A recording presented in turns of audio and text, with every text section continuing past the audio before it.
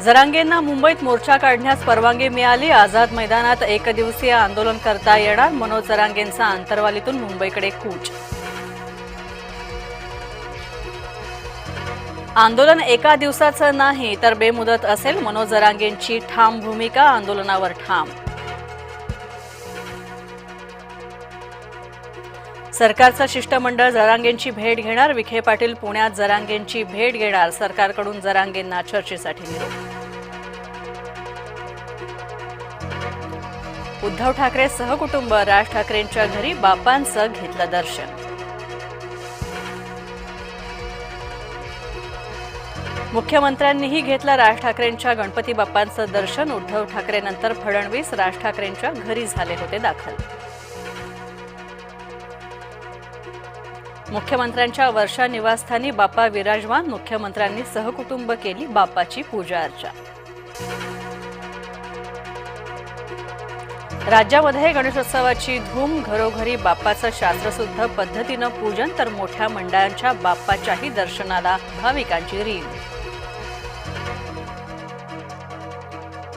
मुंबईत गणेशोत्सवाचा उत्साह। लालबाग गणेश गल्लीसह चिंतामणीचा दरबार सजला। सिद्धिविनायकाच्या चरणी भाविक लीन।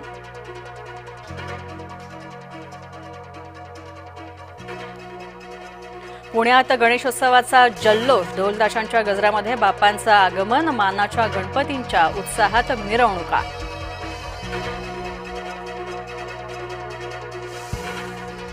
नेते अभिनेते बाप्पाच्या भक्तीत तल्लीन। पंकजा मुंडे आणि तावडेंच्या घरी बाप्पा विराजमान। अभिनेता सुबोध भावेही बाप्पाच्या भक्तीत मग्न। अमरावतीच्या माजी खासदार नवनीत राणांच्या निवासस्थानी बाप्पाचं आगमन। पूजा अर्चना आणि आरती करत एकच जल्लोष।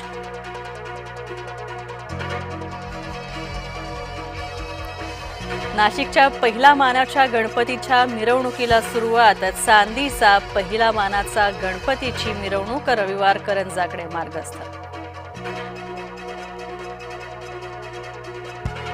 रायगडच्या सालेगावचा अनोखा गणेशोत्सव। एकाही घरात गणपतीची प्रतिष्ठापना नाही तरीही गणेशोत्सव जल्लोषात साजरा। तलावातून निघाली बाप्पाची मिरवणूक। ऑपरेशन सिंदूरच्या देखाव्यानं गणेशोत्सवात देशभक्तीची झलक। घोणसईमध्ये हर्षवर्धन पाटील यांच्या घरचा खास देखावा। ऑपरेशन सिंदूर थीममुळे बाप्पा ठरला खास। शेतकऱ्यांनी आधुनिकतेची कास पकडावी। चांगलं उत्पन्न घेण्यासाठी एआयचा वापर करावा। कृषी मंत्री दत्तात्रय भरणेंचा बारामतीत शेतकऱ्यांना सल्ला।